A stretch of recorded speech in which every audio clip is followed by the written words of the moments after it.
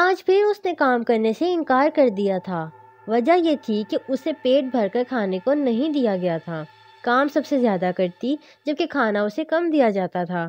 اس دکھ کا اظہار اس نے یوں کیا کہ عین اس وقت جب ٹھیکیدار سر پر موجود تھا اور کام ہر صورت شام تک مکمل کرنا تھا، جو زیادہ کام کرتی تھی اس نے بروقت کام کرنے سے انکار کر دیا اور شیشم کے درخت کے نیچے بچھی چارپائی پر جا کر سو گئی۔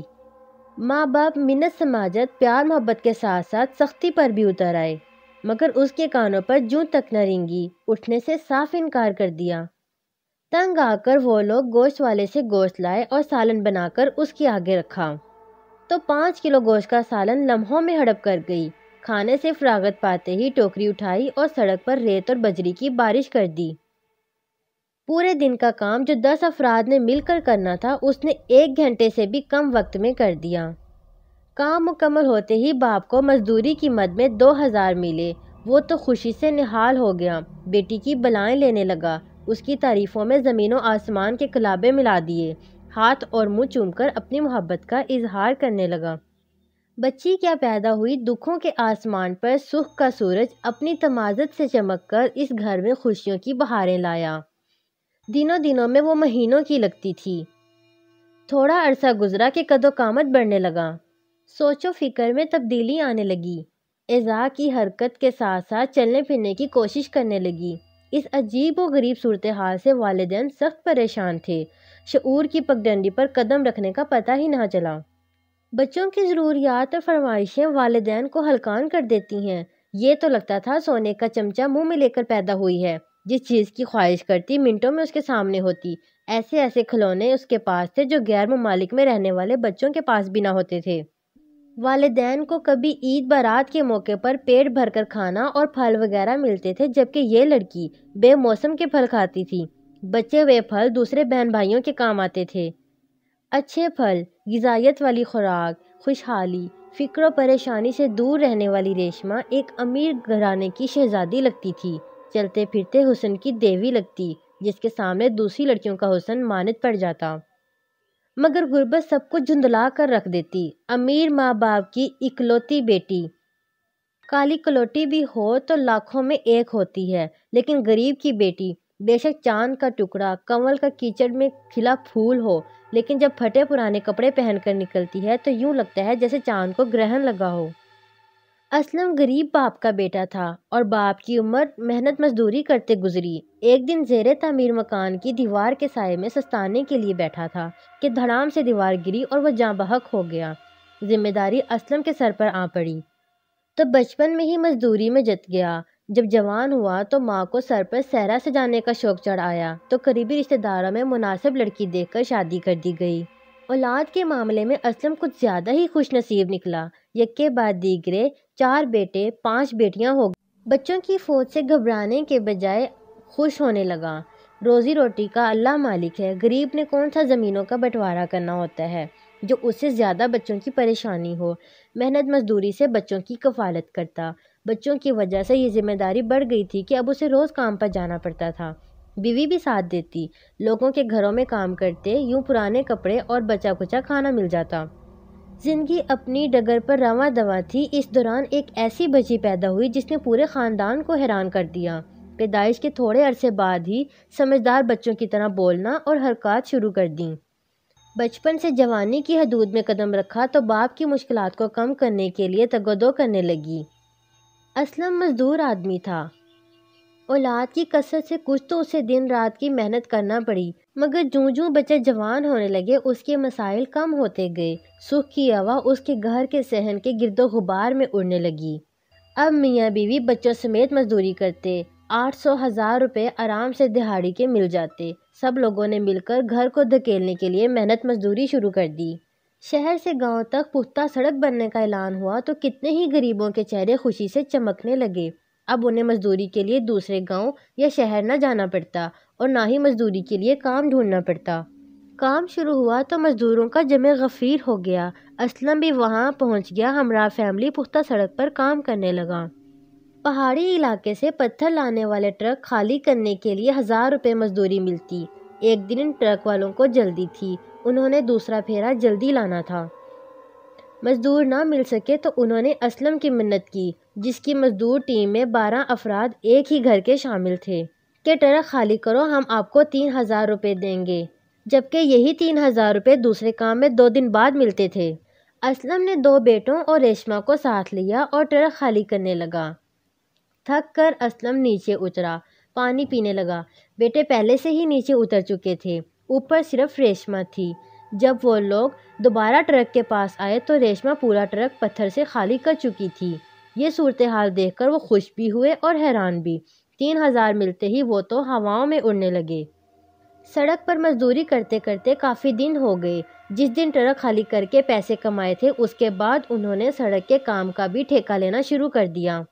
مخصوص لمبائی تک سڑک پر پتھر اور بجری بچھانے کا ٹھیکہ لے لیتے۔ یوں جو دہاڑی 1500 روپے بنتی تھی، وہی اب 10,000 میں تبدیل ہو گئی۔ پیسے آنے پر اب اسلم نے کنجوسی کرنی شروع کر دی۔ سارا دن کا کام کرتے، شام کو وہی دال روٹی، دن کو کبھی گوشت پکتا۔ ریشمہ کے حصے میں 1 آدھی بوٹی آتی، جبکہ اس کے کام کے سہارے اب وہ لوگ ٹھیکیدار بن کر ہزاروں روپے روز کما رہے تھے۔ آج پھر عین دوپہر کے وقت جب کام زوروں پر تھا، ٹھیکیدار سر پر کھڑا تھا۔ سڑک کے اس حصے کو شام تک لازمی پتھر سے مکمل کرنا تھا۔ کل اس پر تارکول ڈالنی تھی، مگر ریشمہ نے سر کو پکڑا اور درخت کے نیچے چارپائی پر جا کر سو گئی اور کام کرنے سے صاف انکار کر دیا۔ کام سب سے زیادہ میں کروں اور پیٹ بھر کر کھانا بھی نصیب نہ ہو، کیوں؟ مجھے کس جرم کی سزا دی جا رہی ہے؟ جب تک یہ پیٹ بھر کر کھانا نہیں کھاؤں گی، کام پر نہیں جاؤں گی۔ دھنیا اور ہرے مرچ کی چٹنی اور نمک والی لسی پی کر میں ہرگز کام نہیں کر سکتی۔ اسلم سخت پریشان تھا۔ اگر ریشمہ یہ کام نہ کرتی تو وہ سب مل کر بھی یہ کام شام تک مکمل نہ کر پاتے۔ پہلے تو میاں بیوی نے اس کی منت سماجت کی، پیار و محبت سے سمجھایا۔ جب نہ مانی تو جھڑکا دھمکی بھی دی، مگر وہ ٹس سے مس نہ ہوئی۔ جب تک میں پیٹ بھر کر کھانا، وہ بھی گوشت کے ساتھ نہیں کھاؤں گی، میں کام کو ہاتھ نہیں لگاؤں گی۔ آخر مجبور ہو کر اسلم نے ایک گوشت والے سے پورا 5 کلو گوشت لیا۔ اس کا خیال تھا کہ وہ بڑی مشکل سے آدھا کلو کھا سکے گی، آج شرمندہ کروں گا۔ مگر جب 5 کلو گوشت پکا کر اس کے آگے رکھا، وہ دونوں ہاتھوں سے گوشت کھانے لگی اور پانی اس وقت مانگا جب 5 کلو گوشت چٹ کر چکی تھی۔ کھانے کے بعد 2-4 ٹکارے لیں، اٹھ کھڑی ہوئی اور سب لوگوں کو کہا، میں نے آج پیٹ بھر کر کھانا کھایا ہے، اس مہربانی کے بدلے تم سب لوگ یہاں چھاؤں میں بیٹھو، میں اکیلی کام کروں گی، تم کو ہاتھ ہلانے کی بھی ضرورت نہیں۔ ٹوکری اٹھائی اور پتھر ڈھونے میں لگ گئی۔ یوں لگتا تھا ٹوکری کو پہیے لگ گئے ہوں یا ہوا میں اڑ رہی ہو۔ ٹوکری میں پتھر کے بجائے پھولوں کی پتیاں لگتی تھیں، جن کو اٹھانے میں اسے زور صرف کرنے کے بجائے خوشبوؤں سے محفوظ ہونے کا موقع ملا ہو۔ 10 بندوں کا کام اس نے اکیلے ہی گھنٹے سے بھی کم وقت میں کر دیا۔ یوں لگتا تھا کہ پتھر خود اڑ اڑ کر سڑک پر گر رہے ہوں۔ ٹھیکیدار اور مزدور سب دیکھ کر حیران تھے۔ کام جلدی ختم کرنے کی خوشی میں 500 انعام ملے۔ اب تو اسلم دن رات دونوں ہاتھوں سے پیسے سمیٹنے لگا۔ ان گنت روپوں آنے کی دیر تھی کہ اسلم کے تیور بدلنے لگے۔ خود ٹھیکیدار بن گیا، بیوی بچوں کو کام پر بھیج دیتا تھا، خود نہا دھو کر گاؤں میں مٹر گشت کرتا اور ہوٹل پر بیٹھ کر چائے پیتا۔ گاؤں کے چوک میں تاش کے پتوں پر جوا کھیلتا۔ آوارہ دوستوں کا حلقہ بڑھنے لگا، اب نشہ بھی کرنے لگا۔ کل کا غریب مزدور سارا دن پختہ سڑک پر پتھر ڈھونے والا اوباش لوگوں کا سرگنا بن گیا۔ اب تو باقاعدہ گاؤں کی بہو بیٹیوں کو تنگ کرنا شروع کر دیا۔ کل پرزے ایسے نکلے کہ اپنی جوان بیٹیوں کا بھی خیال نہ رہا، غیرت چھو کے گزر گئی۔ اندھے انسان کی مانند ماں، بہن، بیوی، بیٹی کے فرق کا خیال نہ رہا، ہر وقت نشے میں ٹن رہتا۔ نشہ اس لیے حرام قرار دیا گیا ہے کہ آدمی ہوش سے بیگانہ ہو جاتا ہے، سوچنے سمجھنے کی صلاحیت ختم ہو جاتی ہے اور رشتوں کا احساس نہیں رہتا۔ لیکن افسوس، آج کا نوجوان نشہ کر کے فخر سے نمائش کرتا ہے۔ آوارہ لوگوں کے دوست بھی انہی کی طرح معاشرے کے ماتھے پر کلنک کی مانند ہوتے ہیں۔ ہر عزت دار آدمی ان کے شر سے بچنے کی کوشش کرتا ہے، کوئی بھی معزز آدمی ان کے منہ نہیں لگتا۔ ان کو ماریں تو بھی بے عزتی اور ان سے مار کھائیں تو بھی بے عزتی۔ مرید کا ڈیرا اور زمینیں گاؤں سے باہر تھیں۔ کام کاج میں مصروف رہنے کی وجہ سے دن رات ڈیرے پر رہتا، جبکہ بیوی کوثر کھانا ڈیرے پر پہنچاتی، دودھ وغیرہ گھر لاتی۔ زندگی کی صبح شام کا پہیہ ایسے ہی چل رہا تھا۔ ایک دن کوثر جب ڈیرے پر کھانا لے کر جا رہی تھی تو اسلم کے ایک مخبوط الحواس دوست نے اس کا راستہ روک لیا۔ پیار و محبت جتانے لگا، دوستی کی صورت میں اس کی تمام تر خواہشات کی تکمیل کی پیشکش کی، جبکہ انکار کی صورت میں بیچ چوراہے پر بے عزت اور بہانہ کرنے کی دھمکی دی۔ اتنا سننا تھا کہ کوثر نے دودھ کا کٹورا اور کھانا زمین پر رکھا اور پاؤں سے جوتا اتار کر نواز پر تھپڑوں، گالیوں اور جوتوں کی بارش کر دی۔ راستے سے گزرنے والے یہ تماشا دیکھ کر حیران رہ گئے۔ اسلم کا دوست ہونے کی وجہ سے نواز اور اس جیسے دیگر لوگوں کی پہلے بھی کوئی عزت نہ تھی، یہاں تو راہ سے گزرنے والوں نے بھی 2-4 تھپڑ مارے۔ خوب مار کھانے کے بعد نواز بڑی مشکل سے جان چھڑا کر بھاگا، وہاں سے بچ کر سیدھا اسلم کے پاس آیا اور تمام واقعات اسے سنائے اور بدلہ لینے کے لیے اس سے مدد مانگی۔ فیصلہ یہ ہوا کہ جب کوثر ڈیرے پر جائے گی، راستے میں گھات لگا کر بیٹھیں گے، اسے اغوا کر کے دوسرے گاؤں لے جائیں گے۔ سارے دوست اس کی عزت کی دھجیاں اڑائیں گے، موبائل سے اڑیاں تصاویر بنا کر اسے گاؤں میں بے عزت کریں گے۔ دوپہر کے واقعات کا جب کوثر کے گھر والوں کو پتہ چلا تو معلوم ہوا کہ نواز اسلم کے گھر پر ہے۔ وہ لوگ اکٹھے ہو کر وہاں پہنچ گئے اور اسلم سے کہا اسے باہر نکالو، لیکن اسلم نے دوسرے دروازے سے بھگا دیا۔ ان لوگوں نے اسلم سے کہا اگر نواز یہاں گاؤں میں دوبارہ نظر آیا تو ہم اسے زندہ نہیں چھوڑیں گے، تمہاری بہتری اسی میں ہے کہ اس کی دوستی چھوڑ دو۔ یہ دھمکی دے کر سب حضرات واپس گھروں کو لوٹ گئے۔ شام کو کوثر، اس کی والدہ، ساس اور بہن ایک بار پھر اسلم کے گھر گئیں۔ اس کی بیوی اور بیٹیوں کی منت سماجت کی گئی۔ اسلم کو سمجھاؤ، برے لوگوں کے ساتھ مل کر ہمیں بدنام نہ کرے، ہم بھی آپ کی طرح اس کی بیٹیاں ہیں، جس کی اپنی بیٹیاں ہوں اسے کسی دوسرے کی ماں بہن کو میلی نگاہ سے نہیں دیکھنا چاہیے۔ یہ لوگ واپس پلٹے ہی تھے کہ نواز آ گیا اور دروازے پر دستک دینے لگا۔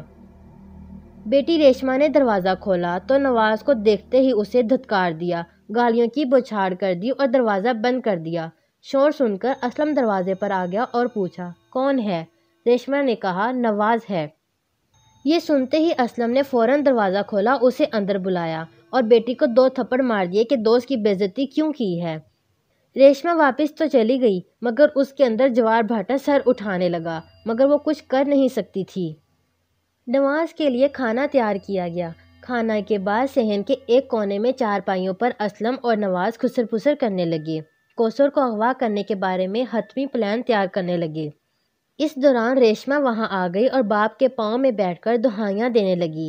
آپ 5 بیٹیوں کے باپ ہیں، عزتوں سے تمہارا گھر بھرا پڑا ہے، کوثر بھی ہماری عمر کی ہے، اسے بیٹی سمجھیں اور اس کی عزت سے نہ کھیلیں۔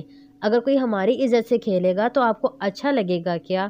ویسے بھی اگر اپنی عزت کا تحفظ چاہتے ہیں تو دوسروں کو عزت اور اپنی عزت کی طرح عزیز سمجھو۔ جب تک ہم انتقام نہیں لیں گے چین سے نہیں بیٹھیں گے۔ ان لوگوں نے بیچ چوراہے پر میرے دوست کی ہتک کی ہے، مارا پیٹا ہے، اس کی عزت کے لیے میں کچھ بھی کر سکتا ہوں، تم میرے کسی کام میں مداخلت نہ کرو اور میرا باپ بننے کی کوشش نہ کرو، جاؤ سو جاؤ۔ اسلم نے بیٹی کو جواب دیا۔ منصوبہ پاس ہوا کہ کل دوپہر ڈیرے کی طرف جاتے ہوئے کوثر کو اغوا کر کے دوسرے گاؤں لے جائیں گے۔ اگلے دن اسلم اور نواز راستے میں چھپ کر بیٹھ گئے۔ جوں ہی کوثر گزرنے لگی، یکدم سامنے آ گئے۔ کوثر کے منہ پہ کپڑا ٹھونسا اور گاڑی کا انتظام پہلے سے ہی کر رکھا تھا۔ دونوں نے اسے اٹھایا، گاڑی میں ڈالا اور دوسرے گاؤں روانہ ہو گئے۔ وہاں ان جیسے عباشوں نے کمرے میں بستر لگا رکھا تھا اور شراب وغیرہ کا بھی انتظام تھا۔ کوثر کو کمرے میں لائے، بستر پر دھکیل دیا، خود باہر کھانا وغیرہ کھانے لگے۔ شراب وغیرہ پی کر سب سے پہلے اسلم کو کمرے کے اندر بھیجا کہ جاؤ ہوس کی پیاس بجھاؤ اور اس کی عزت کو تار تار کر دو، اس نے ہمارے دوست کو بیچ چوراہے پر بے عزتی کی ہے۔ اسلم جب اندر داخل ہوا تو کوثر منہ گھٹنوں پر چھپائے زاروں قطار رو رہی تھی۔ اس نے آؤ دیکھا نہ تو دوپٹہ سر سے اتار کر دور پھینکا، قمیض تار تار کر دیا، پھر دونوں ہاتھوں سے منہ اوپر کر کے اپنی طرف کیا تو چہرہ دیکھتے ہی اس کے 28 طبق روشن ہو گئے۔